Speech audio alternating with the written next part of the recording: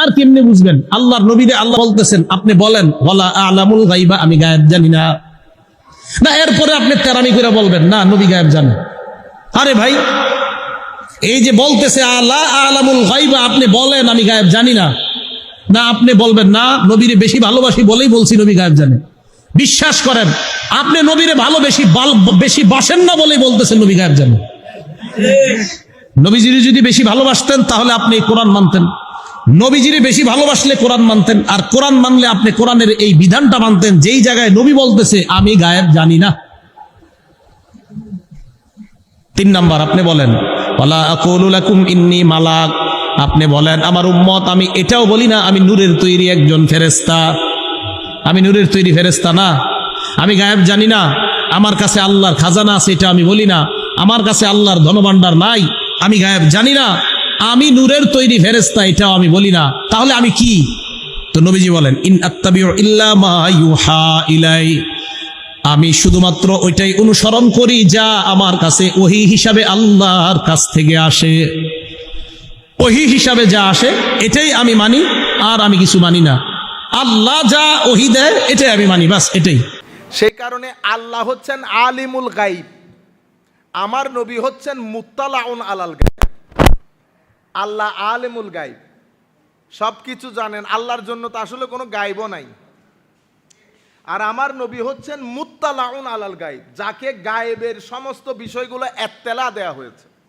এখন কি কি বিষয়ে এত্তেলা দেওয়া হয়েছে, উম্মত যদি ফিতা টেপ নিয়ে মাপতে যায় বেয়াদবি হবে। উম্মত ফিতা টেপ নিয়ে মাপতে চাইলে বেয়াদবি হবে। আমার আল্লাহ বলছেন মা কানা ওয়া মা ইয়াকুন, মা কানা ওয়া মা ইয়াকুন, বস কতটুকুন দান করেছেন? অসম্ভব জ্ঞান দান করেছেন। কারণ আপনি যদি কতটুকু সীমানা নির্ধারণ করতে চান, আগে আটলান্টিক মহাসাগরের সীমানা নির্ধারণ করেন। তীর ছাড়া হইতো কেমন লাগতো আপনাদের? কোরআনো হলে কেমন লাগে? কেমন কেমন লাগে না? চোখে যখন দেখবেন ব্রেইনে এফেক্ট করে। কিন্তু পাঞ্জাবি তো পড়ছে, পাঞ্জাবি পড়া শরীয়ত।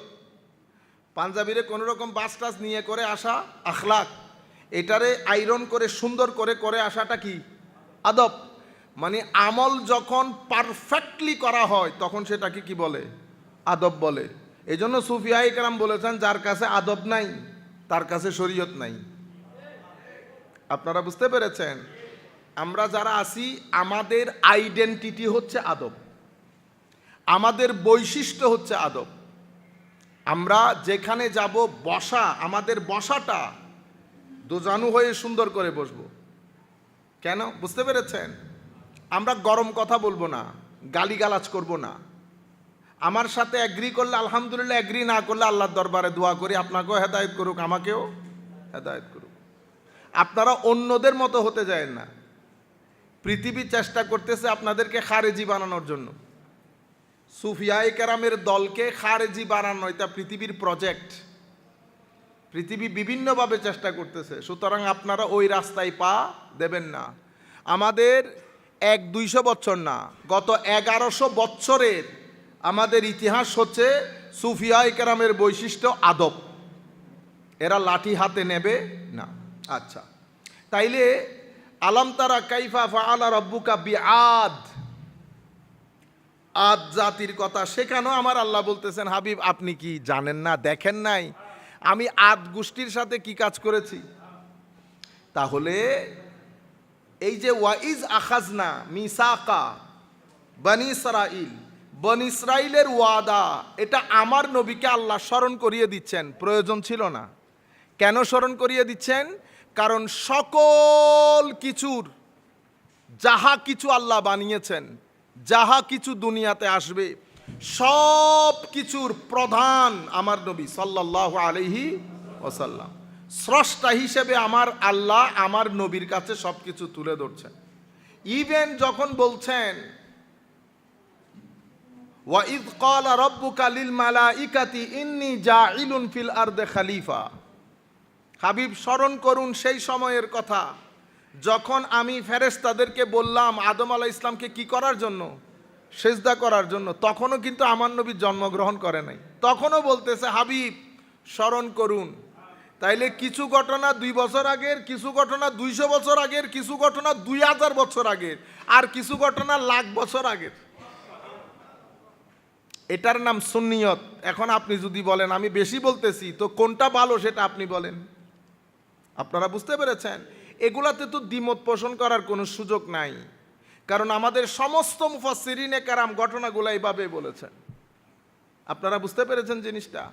তাইলে বনি ইসরাইল থেকে ওয়াদা, আকীদার একটা বিষয় পরিষ্কার হয়ে গেছে না, যে আমার নবী দুনিয়াতে আসার 50 লাখ বছর আগের ঘটনাও আমার আল্লাহ বলতেছেন হাবিব স্মরণ করুন।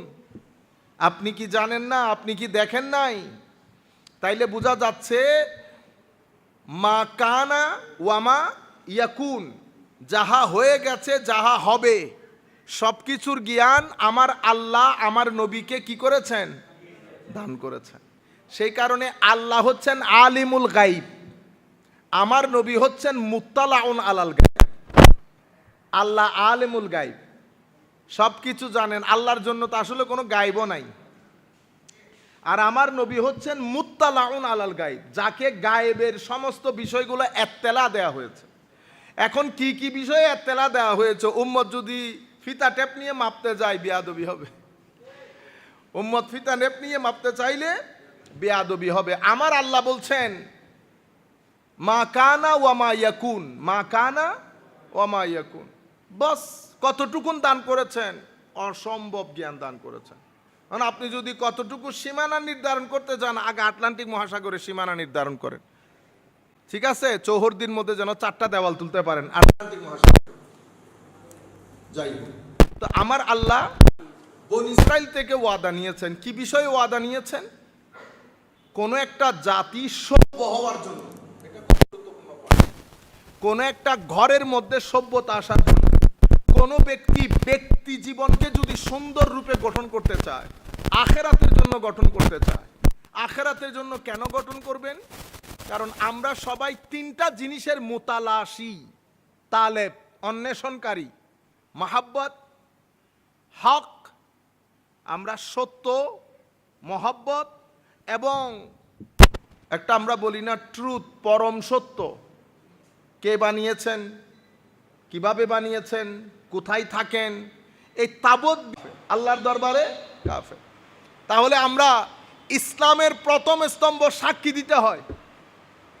এরপরে আরো 4টা জিনিস আছে, নামাজ, রোজা, হজ, যাকাত। এখানে একটা গুরুত্বপূর্ণ মেসেজ দেই, যাকাত সবাই দিতে পারে না, যার টাকা আছে সে দিবে। বুঝতে পেরেছেন? তাইলে আপনি টাকা ছাড়া যাকাত দিতে না পারা, আপনার থেকে একটা পিলার সরে গেছে না? কিন্তু বিশ্বাস করতে হবে, বিশ্বাস করতে হবে এটা যে পিলার। তাইলে আপনি দিনকে 5টা পিলারের উপর দাঁড় করিয়েছেন, এটা খুব গুরুত্বপূর্ণ মেসেজ। তাইলে আপনি যাকাত দিতে পারবেন না, একটা পিলার কাজ করে না আপনার ক্ষেত্রে। হজ, টাকা ছাড়া যেতে পারছেন, শরীর অসুস্থ হলে যেতে পারছেন না, তাইলে আরো একটা পিলার, বুঝতে পেরেছেন, কাজ করছে না। রোজা, অতিরিক্ত ডায়াবেটিস রাখতে পারতেছেন না, আরো একটা পিলার কাজ করতেছে না। আপনি লা ইলাহা ইল্লাল্লাহ একবার পড়েছেন, কাজ হয়ে গেছে, তাইলে আপনার অসুস্থতার কারণে আরো 3টা পিলার কাজ করছে না, রয়ে গেল একটা মৌলিক পিলার, সেটা কি? নামাজ। এটাও যখন পড়বেন না, তো আপনি তো পিলারের উপর নাই, সব পিলার অকেজো করে দিয়েছেন। কেমনে মুসলমান হইলেন আপনি? নিজে চিন্তা করে দেখেন। আপনি বলেছেন স্তম্ভ 5টা স্তম্ভের মধ্যে 5টাই অকেজো, তা আপনি কেমনে বলতেছেন আপনি মুসলমান? বেটা, নামাজ সুন্নিয়ত তো অনেক দূরের কথা বেটা। নামাজ ছাড়া আপনি ধর্মকর্ম কিসের? এটা তো বেগাইরতি। আল্লাহর জমিনে খেয়ে পড়ে আপনি মসজিদে ঘরের মধ্যে নামাজ না পড়ে শুয়ে পড়েন, মহব্বত দেখবেন, এটা হবে না। আমি এই জন্য চাইতেছি এইভাবে যদি বুঝেন তাইলে সহজ হয়। মা বাবাদেরকেও বলতে হবে যে ছেলে পুলে, আমাদের বাপদাদারা মা বাবারা বলতো নামাজ না পড়লে ভাত নাই, নামাজ না পড়লে ভাত নাই। বলো, ভয়ও বলে না এখন, নামাজ না পড়লে ভাত নাই, বাস, এন্ড অফ দ্য স্টোরি। কেন? কারণ সেটা তার জন্য। সে নামাজ না পড়তে যদি অভ্যস্ত হয়ে যায়, লাখ কোটি টাকা থাকলেও মানসিকভাবে শান্তি পাবে না। তো তার মানসিক শান্তি নিশ্চিত করা সেটা মা বাবার দায়িত্ব। মা বাবা যদি দায়িত্ব পালন না করেন আল্লাহর দরবারে প্রশ্নের সম্মুখীন হবেন। বুঝতে পেরেছেন? তাইলে ইসলামের মধ্যে আপনি বলেছেন স্তম্ভ 5টা, 5 স্তম্ভের মধ্যে একটা স্তম্ভ এমন আছে যেটা কোনো অবস্থাতেই আপনার কাছ থেকে বাদ যাবে না। আপনি